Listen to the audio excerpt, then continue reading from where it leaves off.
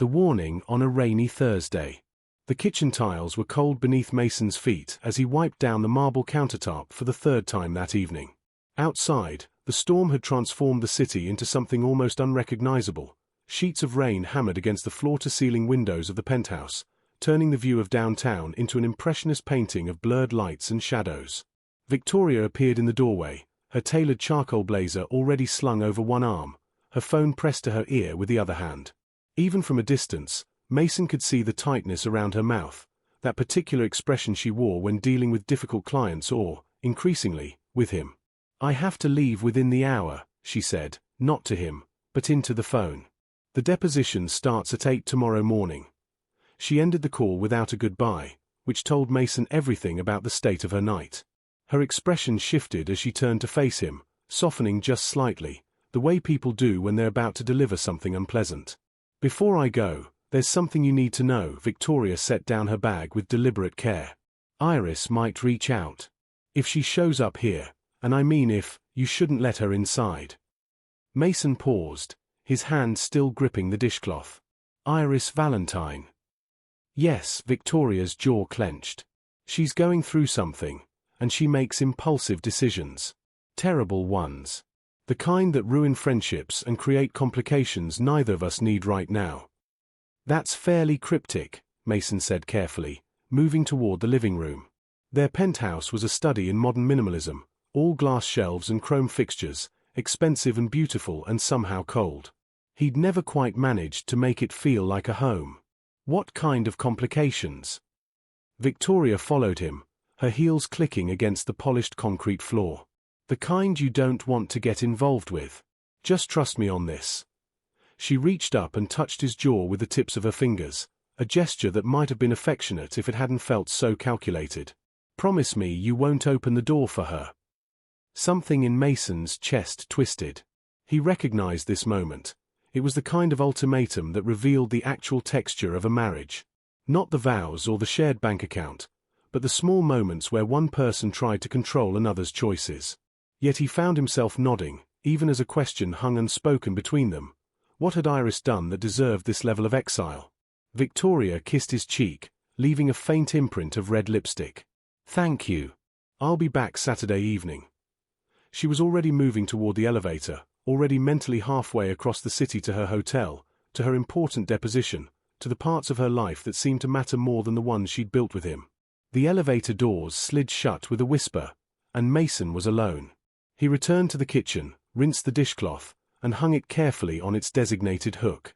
The apartment hummed with the white noise of expensive appliances and the distant rumble of the storm. He thought about Iris Valentine, a woman he'd met perhaps a dozen times over 7 years, always in group settings, always hovering at the edge of Victoria's carefully curated social circle. He remembered auburn curls and camera equipment and a kind of gentle sadness in her eyes that seemed at odds with her profession as a photographer of beautiful things. What had Victoria meant about complications? The question was still forming in his mind when the doorbell rang. It was nearly 9 o'clock. Rain slicked against the building's exterior. Mason moved toward the intercom, then hesitated. He could refuse. He could let the moment pass, honor the promise he'd just made, dismiss whatever or whoever was on the other side of that door. But something deeper moved through him, the same instinct that had made him an architect, the thing that recognized potential in empty spaces and saw how to reshape them into something meaningful. He pressed the button to unlock the main entrance downstairs. Then he went to the door and opened it. Iris Valentine stood in the hallway, rain-soaked and trembling, her auburn hair darkened to the color of rust and plastered against her neck. Her eyes were red-rimmed, whether from tears or cold rain, Mason couldn't tell. She clutched a canvas messenger bag to her chest like a lifeline. "Oh God," she whispered when she saw him. "Mason. I'm so sorry. I didn't know where else to." Her voice broke. She looked over her shoulder at the elevator as though Victoria might appear at any moment, and that small, frightened gesture decided everything. "Come inside," Mason said, and stepped back to let her through. Iris crossed the threshold like someone entering a dream, leaving wet footprints on the polished concrete. Her whole body shook with cold and emotion, and Mason found himself moving on pure instinct, grabbing a soft charcoal throw from the back of the sofa, guiding her gently toward the bathroom. There are clean towels in the cabinet above the sink, he said. Your clothes. Do you have anything dry in your bag? Iris shook her head, her movements wooden, in shock. I came straight from work. There was an accident. A car didn't see me in the rain, and I just started walking, and then I remembered Victoria said she was leaving tonight, and I thought maybe. She looked up at him, and something vulnerable and desperate flickered across her features. I shouldn't have come here. It's fine, Mason said, and found that he meant it. Take your time. Dry off. I'll find you something to wear. 20 minutes later, Iris emerged from the guest bathroom wearing a pair of Victoria's yoga pants and one of Mason's old crew neck sweaters, her hair wrapped in a towel. She looked smaller somehow, younger, with the careful armor of makeup washed away. Mason had prepared 2 mugs of chamomile tea with honey and had lit the fireplace, which cast the living room in warm, flickering amber light.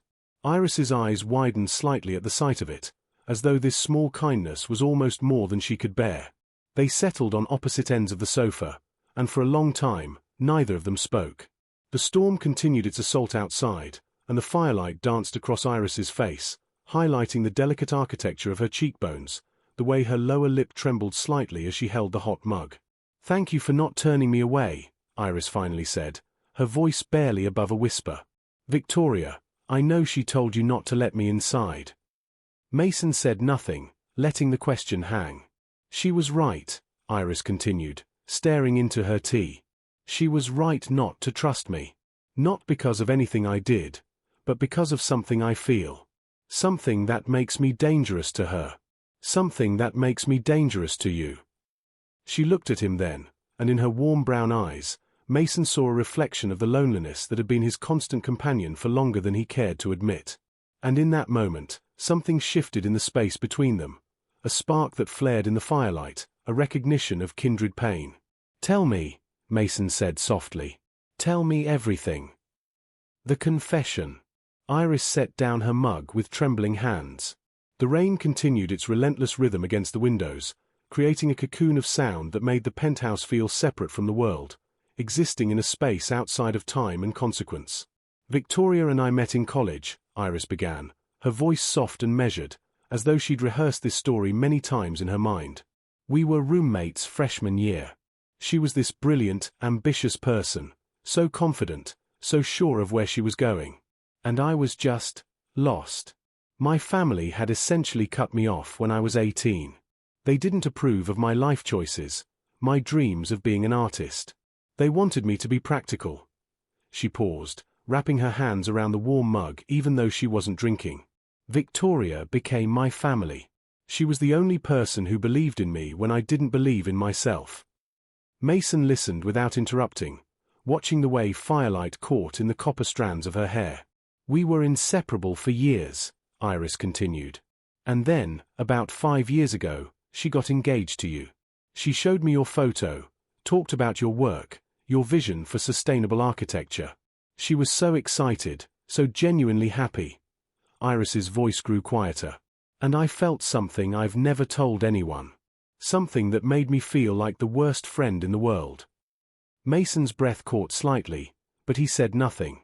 I fell in love with someone I'd never really met, Iris whispered. Or rather, I fell in love with the idea of you, this brilliant, creative man who Victoria described with such passion. I was jealous, Mason. Jealous of my best friend. And the worst part was that the jealousy wasn't really about you. It was about the life she was building. The stability. The love. Things I've never been able to hold on to. She finally looked at him, her brown eyes glistening with unshed tears. Victoria sensed something was wrong between us. She's too smart not to. And one day, about 2 years ago, she directly asked me if I had feelings for you. I lied.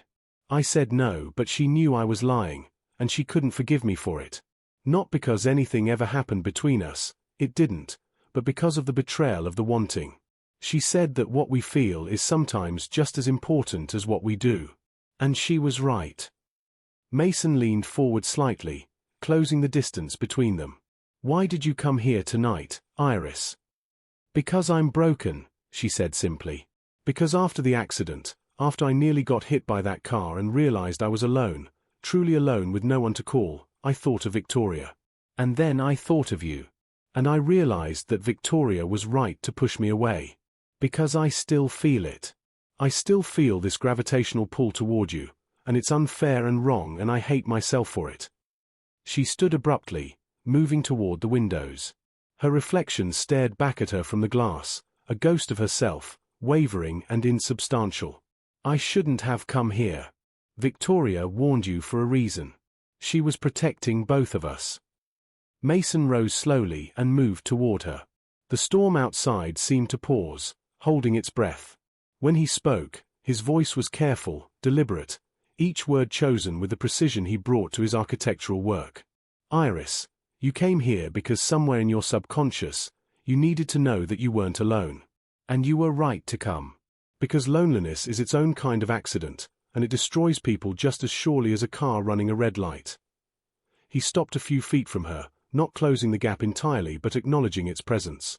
Everything you've just told me, the guilt, the shame, the feeling of being broken, I understand it more than you could possibly know. Iris turned to look at him, confusion flickering across her features. My marriage is dying, Mason said quietly. It's been dying for years, and I've been too much of a coward to admit it.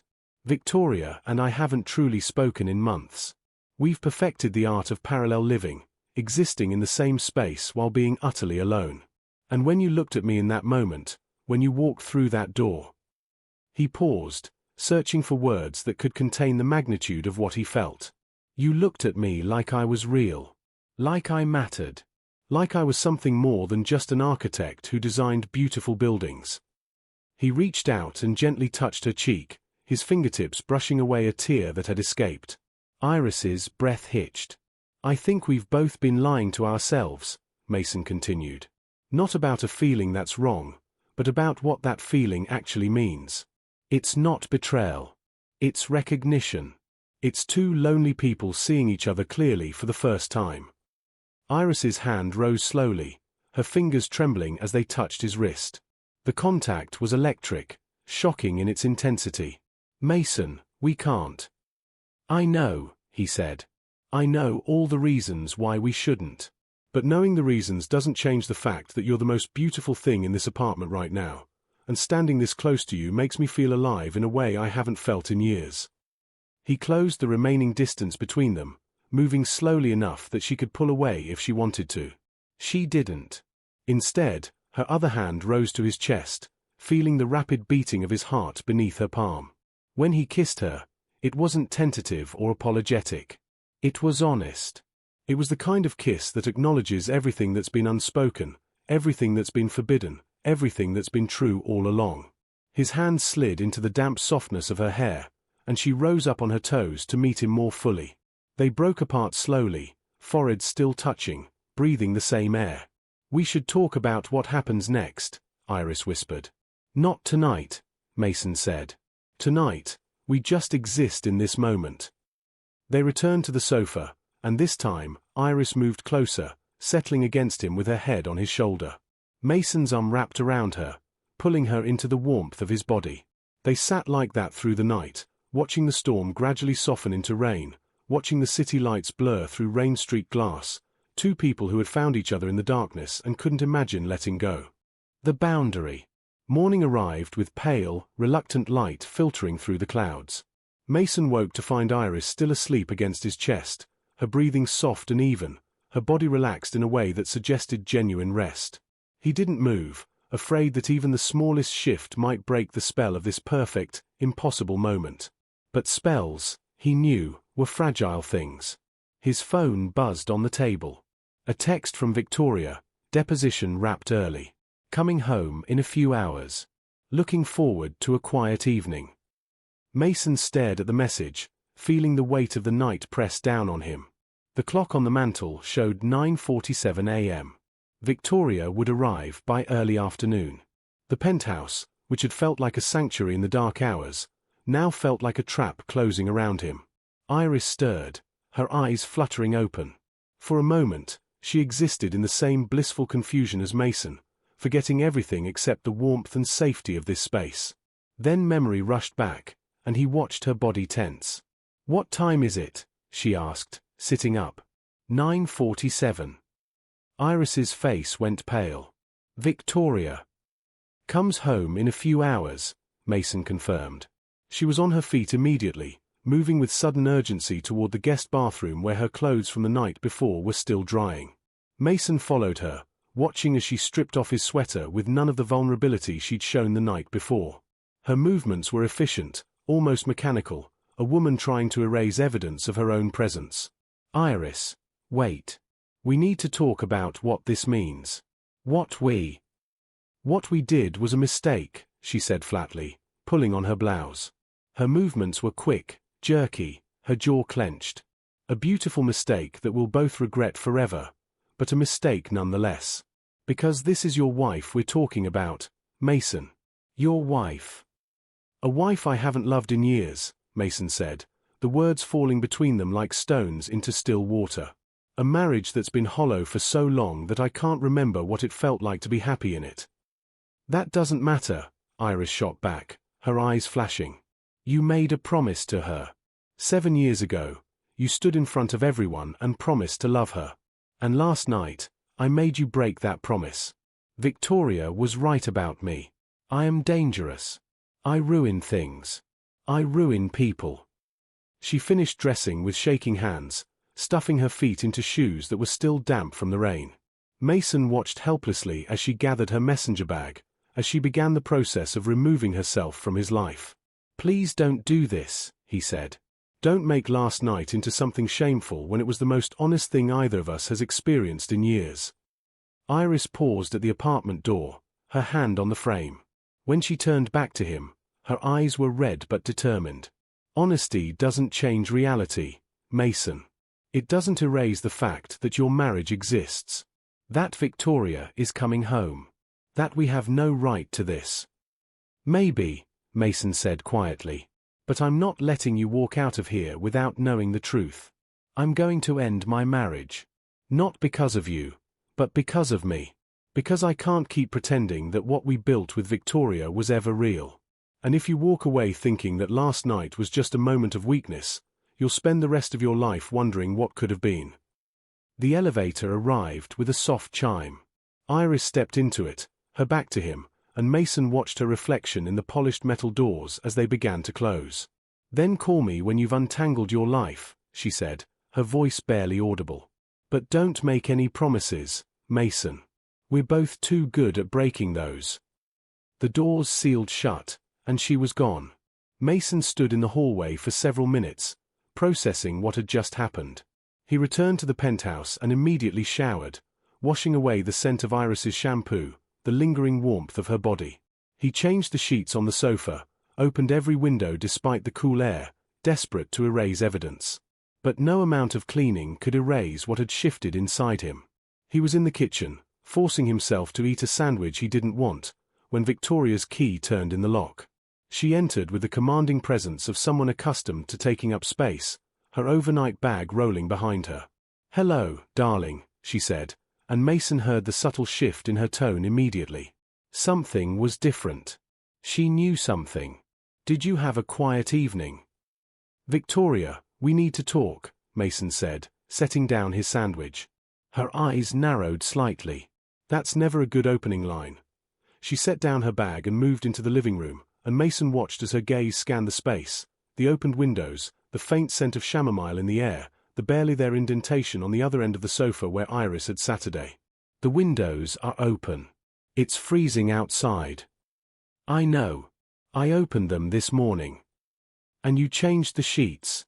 She turned to face him fully. "Why would you change the sheets, Mason?" There was no point in lying. Victoria had spent years prosecuting cases by reading people, by detecting the minute shifts in tone and posture that indicated deception.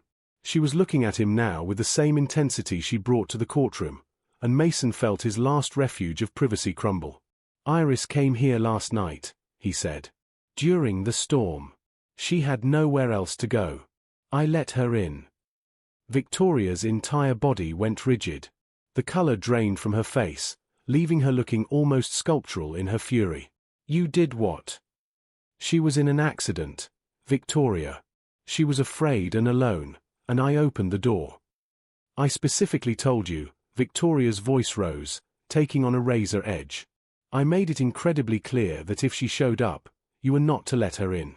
And yet you not only let her into this apartment, she stopped abruptly, her lawyer's instinct kicking in even as her emotional devastation became apparent. What else happened, Mason? And don't lie to me. I can always tell when you're lying. Mason met her gaze steadily. We talked. And yes, there was a moment last night where the boundary between comfort and something else became blurred. We kissed, Victoria. Once. It meant everything and it meant nothing, and I won't insult your intelligence by pretending it was less than it was.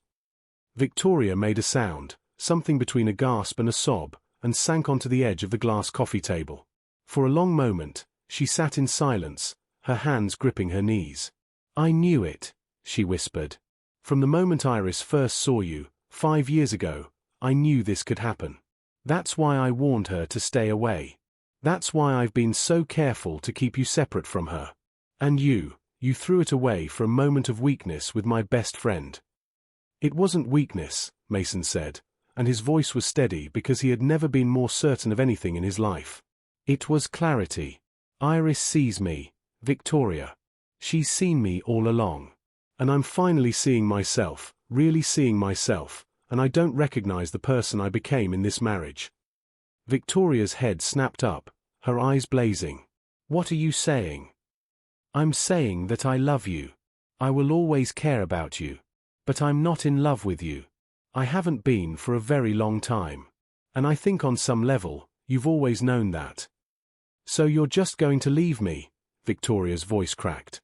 You're going to blow up our entire life for someone you barely know. For someone I loved and brought into my home. I'm going to leave because staying would be a slow, painful death for both of us, Mason said quietly. The Iris situation just made me honest about something that was already true. My marriage is over, Victoria. It was over the moment we stopped seeing each other as people and started seeing each other as fixtures in each other's lives. Victoria stood abruptly. I want you out. I don't care where you go, but I don't want to see you in this apartment. I'll have my lawyer contact yours. Victoria. No, she cut him off. You don't get to apologize. You don't get to say her name or explain yourself. You made your choice, and Iris made hers by coming here, and now we all have to live with it. She walked past him toward the bedroom, her back rigid, her shoulders squared in that particular posture of armor she always adopted when she was about to do something ruthless. The Mason that Victoria had married, the one who would beg for her forgiveness, who would apologize for breathing, died in that moment. What emerged instead was someone new. Someone who finally understood that love wasn't always enough, that sometimes the most loving thing you could do for another person was to acknowledge that you'd become all wrong for them. Mason packed a single bag. He left the penthouse without looking back, knowing that returning to it, returning to that life of beautiful, hollow comfort, was no longer possible. The last thing he did was write down his number on a piece of paper and slip it under the wiper blade of a black car he'd noticed outside Iris's studio building. A move that was part romantic gesture, part desperate prayer. The storm had passed, but everything had changed.